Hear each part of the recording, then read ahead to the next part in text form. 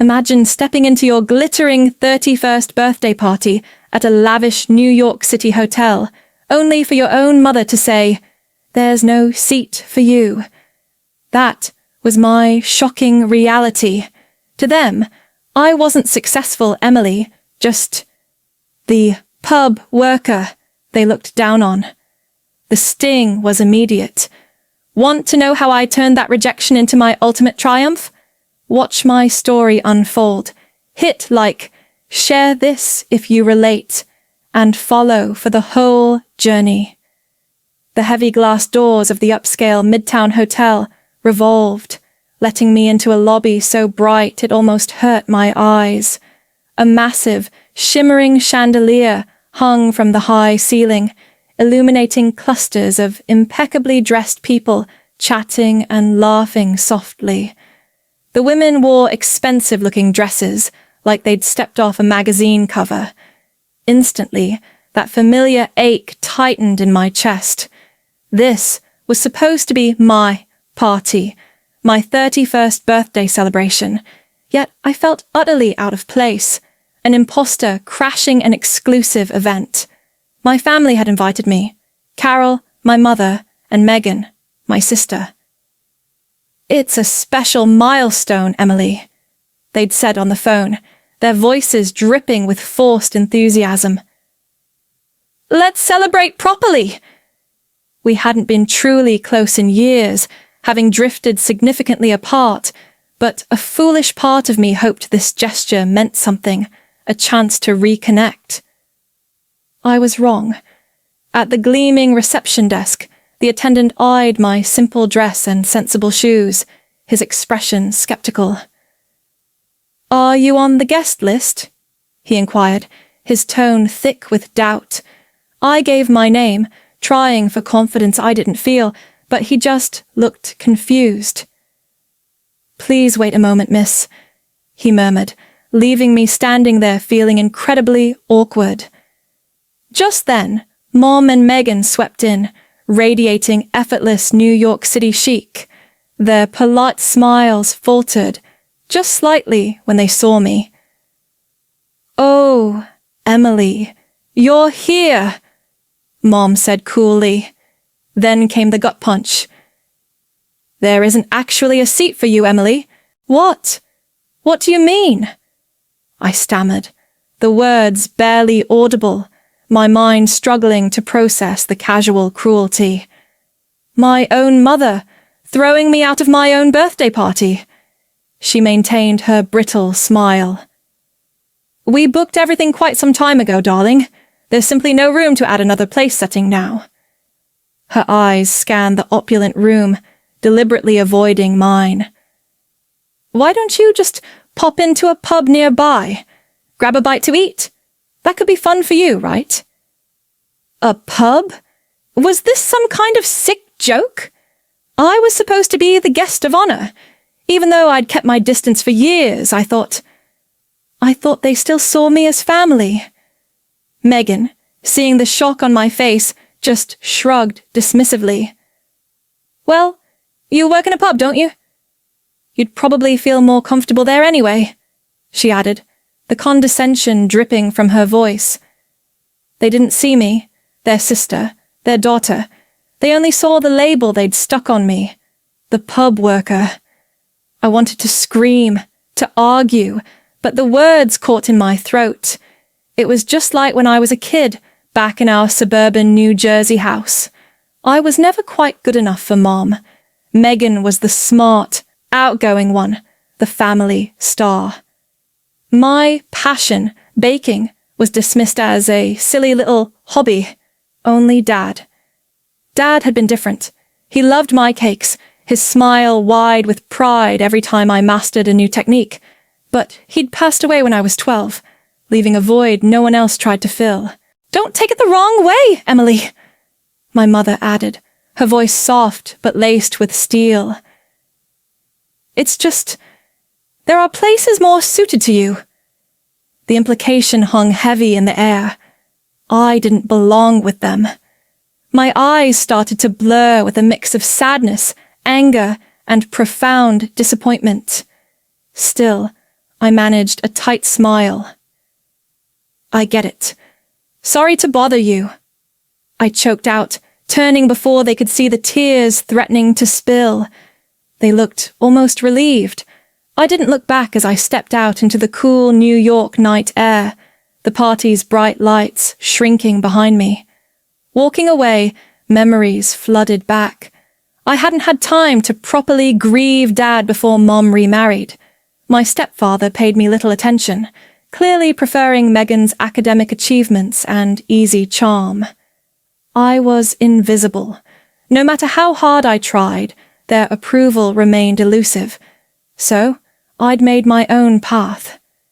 After finishing vocational school, focusing on culinary arts despite their disapproval, I left home and severed ties. I didn't just drift. I flew across the Atlantic, heading straight for Italy, the heartland of pastry. I'd always loved baking, the precision, the creativity, and I was determined to learn the true art form from the masters. It was terrifying at first. I barely spoke the language, knew no one, and felt utterly alone in a new country, thousands of miles from everything familiar. But the fire inside me, the passion for pastry, burned brighter than the fear. I practiced relentlessly, learning through countless mistakes, never giving up, slowly building my skills and my confidence. Fueled by everything I'd learned and the confidence I'd finally started to feel in Italy, I decided it was time to come home. Not back to New Jersey, but to the vibrant heart of it all. New York City. My dream wasn't just to work for someone else anymore. It was to create my own space, a place where my passion could truly shine. That's how the Golden Whisk was born. Starting the shop was the hardest thing I'd ever done. Finding the right spot in a bustling New York City neighborhood took months, and securing the initial funding felt like climbing Mount Everest. There were endless hurdles, mountains of paperwork, and moments when my savings dwindled frighteningly low. Early days were tough. 16-hour shifts were the norm, and sometimes sales were disappointingly slow. Doubt crept in more than once, whispering that maybe Mom and Megan were right after all. But I refused to give up. My love for baking, the skills honed through sweat and tears in Italy, pushed me forward. I poured my heart into every croissant, every delicate tart, every layered cake. Slowly, painstakingly, people started to notice. A kind word here, a glowing online review there. Word spread through the neighborhood, then further afield. Soon, the Golden Whisk wasn't just another bakery, it became a destination. Food bloggers wrote features, magazines mentioned us, and now, incredibly, food lovers travel from other states, even other countries, just to try my pastries.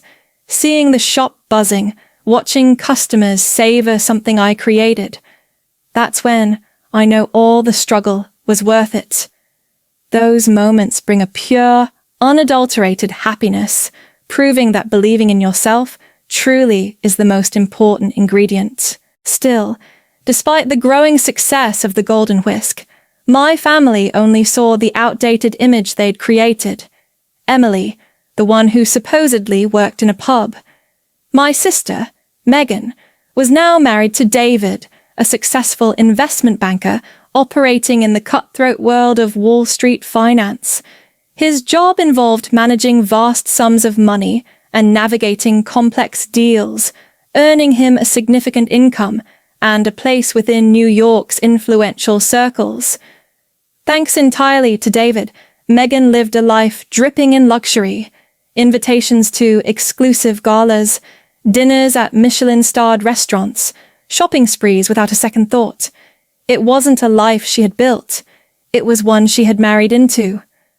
My mother, Carol, and my stepfather naturally basked in this reflected glory, enjoying the perks David's wealth provided, a comfortable home in an affluent neighborhood, frequent travel, a carefree financial existence. A small, bitter laugh escaped me as I walked down the street, the cold Manhattan air biting at my cheeks. That's enough, I thought. People rarely change, do they? Right then, I made a silent vow. No more trying. I would never contact them again. I didn't need their validation to define my worth. There were people who truly valued me for who I am. Looking up at the slice of night sky visible between the tall buildings, I took a deep, cleansing breath. Just as the anger began to subside, my phone buzzed. It was a text from Mike, my incredibly capable manager at the Golden Whisk. "Emily, emergency! Please get to the shop as soon as possible!" His message pulsed with urgency. Shock jolted me. "Mike! What happened?" I typed back frantically, my heart suddenly pounding. "Explain later, just hurry!" His reply came instantly. I spun around, forgetting the cold, forgetting my family, and ran flat out towards the bakery, praying nothing terrible had occurred. When I finally reached the Golden Whisk, breathless from running several city blocks, the shop was dark and unnervingly quiet through the large glass windows. My heart hammered against my ribs. "Mike? Are you in there?" I called out, pushing the door open cautiously, my voice trembling slightly. Suddenly the lights flickered on, blinding me for a second. "Surprise! Happy birthday, Emily!" A chorus of voices erupted, and I stood frozen, eyes wide, staring at the smiling faces of my entire staff. Mike, Maria from the morning shift, young Leo the apprentice, everyone. They were all gathered, beaming, party poppers exploding with small bursts of confetti. On the main counter sat a stunning birthday cake, intricately decorated in a way I knew could only be Maria's handiwork. They surrounded me, their faces lit with genuine affection. "Happy 31st, Emily!" Mike cheered, clapping me on the shoulder. "This is just our little way of saying thanks for everything you do, for creating this amazing place." Their simple, kind words washed over me, a warm balm on the raw wound left by my family. These people, my team, they actually cared. Tears pricked the corners of my eyes, but I blinked them back, managing a wobbly smile. "Thank you, everyone. Really. Thank you so much." I felt overwhelmed by their warmth. "But," I finally managed, looking around, "how did you even know I was coming back here?" Mike chuckled, scratching the back of his head. "Well, funny story. We actually arranged for a surprise cake to be delivered to you at the hotel. When they called us back saying you'd already checked out or left, we figured we'd just move the party here." Oh. A wave of warmth spread through my chest. People like this in my life. I was truly lucky. This felt real. This felt like family. In the years that followed that birthday, the Golden Whisk solidified its place as a beloved New York City institution. I became known not just as a baker, but as a pastry chef with a distinct vision. We now had 3 bustling locations across the city, each praised for creative desserts and a cozy, welcoming atmosphere that felt like an escape from the urban hustle. Our reputation grew exponentially.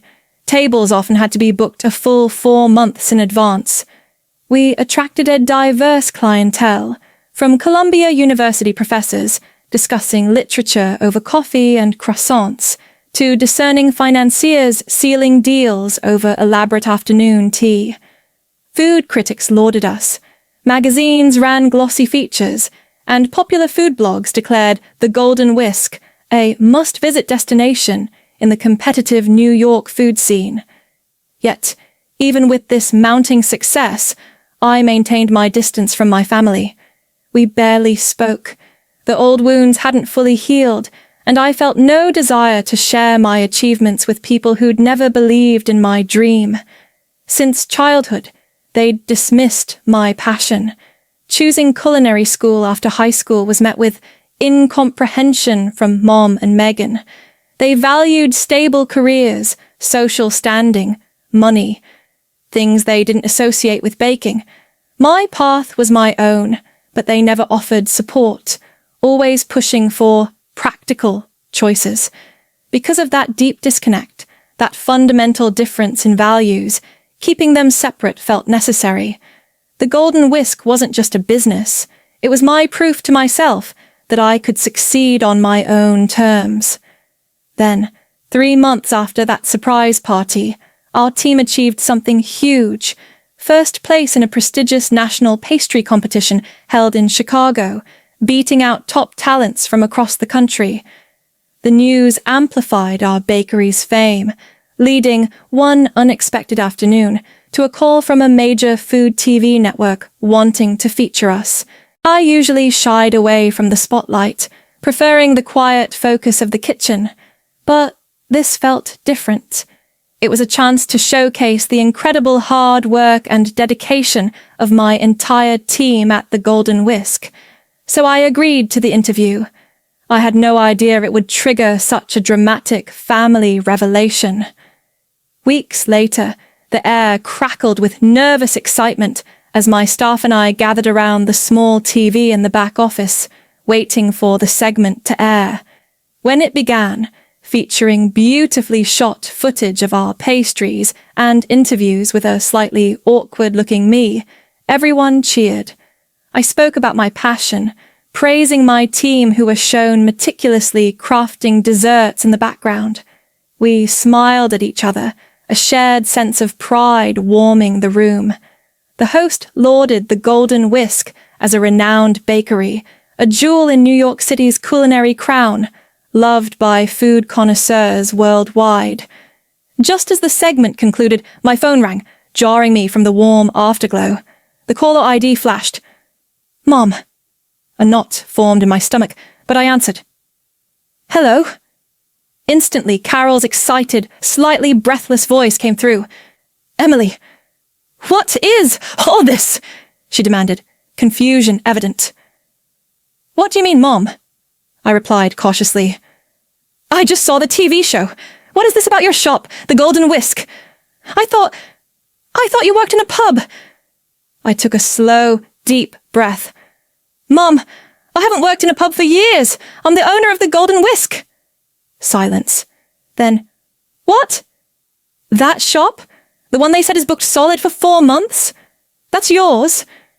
"Yes, Mom. It's been my dream."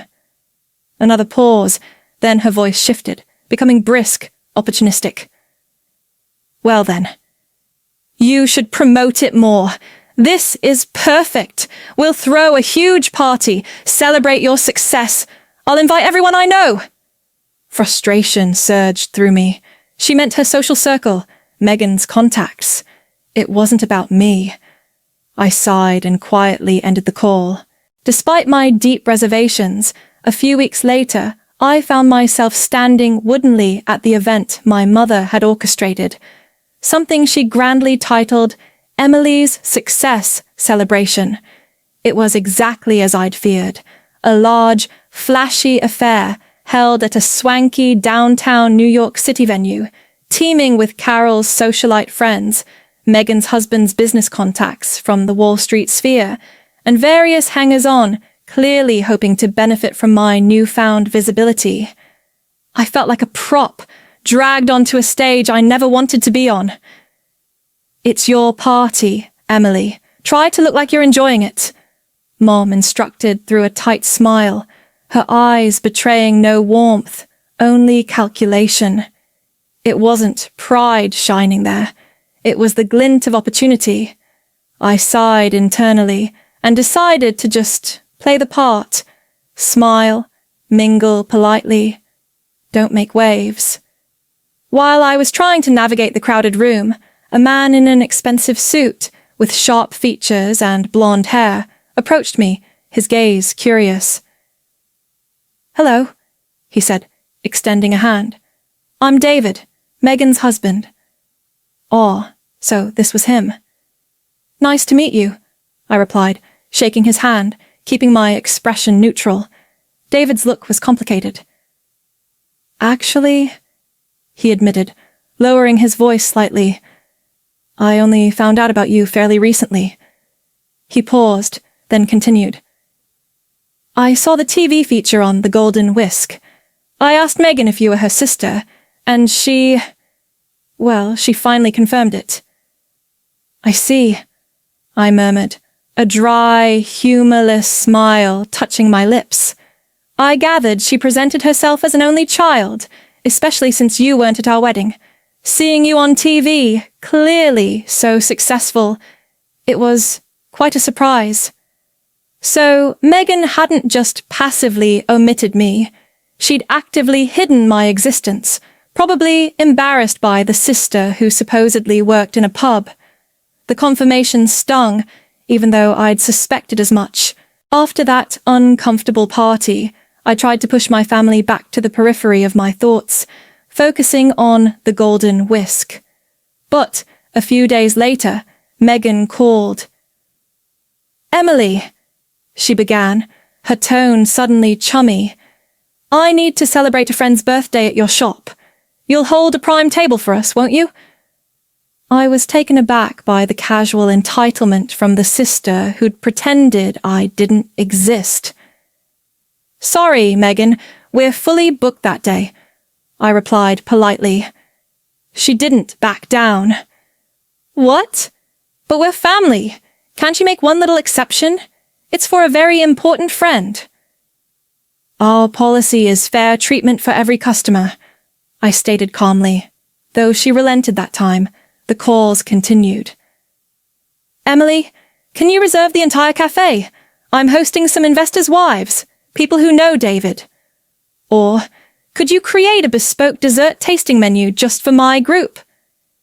Each time I refused, unwilling to compromise the principles I'd built my business on, simply because we shared blood.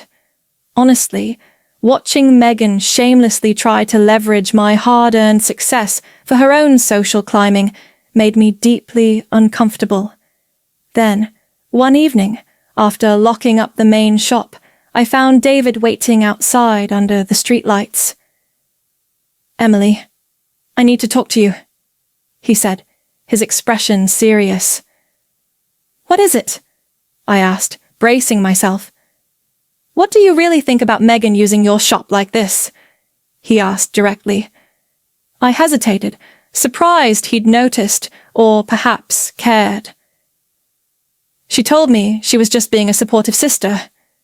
He continued, a weary edge to his voice. "But I see it now.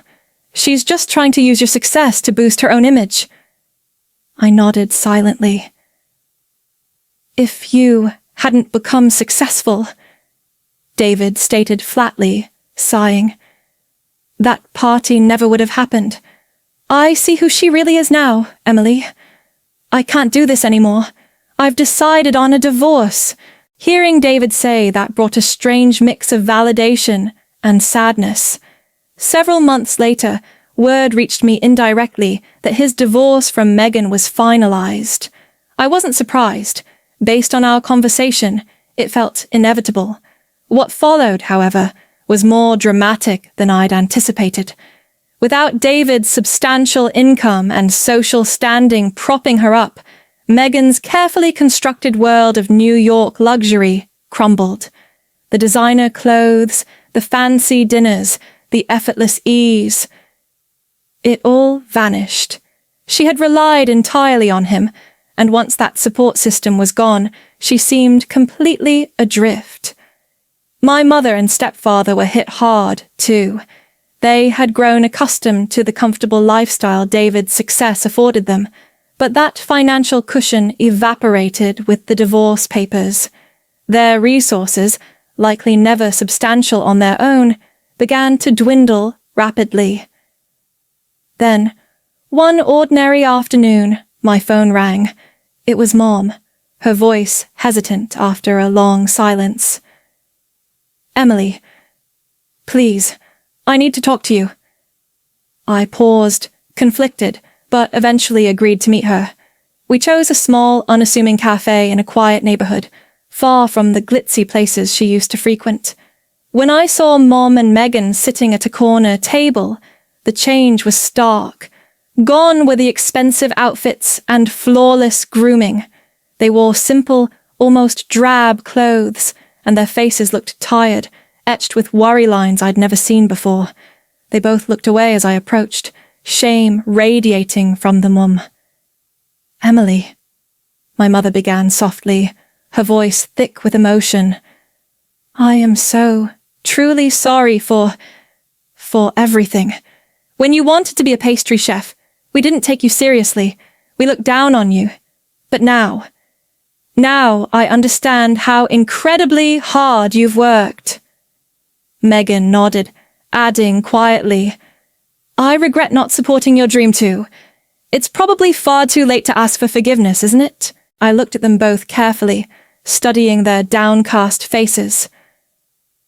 "I'm not the kind of person who can forgive just because someone says sorry," I said honestly, my voice quiet but firm. They flinched slightly but didn't argue. They lowered their heads further. "But," I continued, choosing my words deliberately, "I always hoped, somewhere deep down, that you might eventually understand something fundamental. A person's worth isn't measured by their bank account or their social connections." They listened intently, their previous arrogance completely gone. "When I told you I wanted to bake, you called it unstable, meaningless, not a real job. But I believe anyone who takes pride in their work, who pours their heart into what they do, whether it's crafting a delicate pastry or scrubbing a floor, deserves respect." I let that sink in. "Maybe," I added softly, "people who live off others, who build their lives on someone else's success without contributing anything themselves, maybe they are the ones who are truly poor inside." My mother nodded slowly, tears welling in her eyes. Megan bit her lip, remaining silent.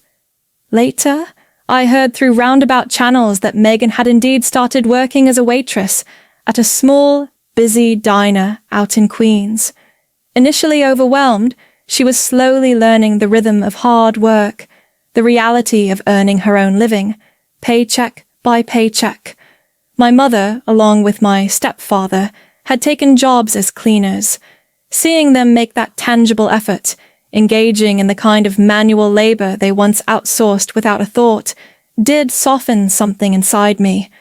It wasn't forgiveness, not yet, but it was a flicker of something else, a recognition, perhaps, that change, however painful, was actually happening. A few months passed. Driven by a cautious curiosity, I decided one afternoon to visit the diner in Queens where Megan was working. When I saw her, I was genuinely surprised. She moved with a newfound efficiency, wiping down tables, taking orders, even managing a polite smile for a demanding customer. The transformation was striking. There was no trace of the aloof, entitled woman I remembered. Instead, she looked focused, capable, maybe even proud of doing a job well, however humble. Watching her navigate the busy lunch rush stirred something unexpected within me, a flicker of hope. Family bonds, I realized, might fray easily, but perhaps they weren't irrevocably broken. Fixing them required time, effort, and genuine change, but maybe it wasn't impossible. One weekend we all met up again, this time at Megan's diner. It wasn't fancy, just a simple booth, but the atmosphere felt calmer, more real than any gathering we'd had in years. As we sat there, sipping coffee, a quiet thought formed. "Next time," I said softly, looking from Megan to Mom. "Why don't we have dinner at my apartment? I could bake a cake. What do you think?" A moment of surprised silence hung in the air. Then Mom offered a small, tentative smile. Megan looked up, a flicker of unexpected warmth in her eyes. It wasn't a grand gesture, but that small invitation felt significant. My way of saying, I'm willing to try again. We still had a long way to go, but perhaps, slowly, we were starting over. Looking back on it all, my journey taught me some hard but valuable lessons. The biggest one: you absolutely have to believe in yourself and your passion, especially when others don't. Building the Golden Whisk proved that real worth isn't found in fancy titles or someone else's bank account. It comes from your own hard work and taking pride in what you do, no matter what it is. I learned that feeling respected truly matters, and that sometimes the people who offer genuine support aren't your blood relatives. Seeing my family begin to change showed me that forgiveness might be possible, but it requires real effort and time. My story had quite a few ups and downs, didn't it? I hope sharing it offered something meaningful. What part resonated most with you, or which lesson really made you think? Have you ever felt unseen or had to fight for your dreams against the odds? I'd genuinely love to hear your own stories or thoughts, so please share them in the comments below. Connecting with others who understand these feelings means a lot. If my journey touched your heart, please consider giving this video post a like, share it with others, and subscribe, follow the channel for more stories. Your support truly encourages us. Thank you.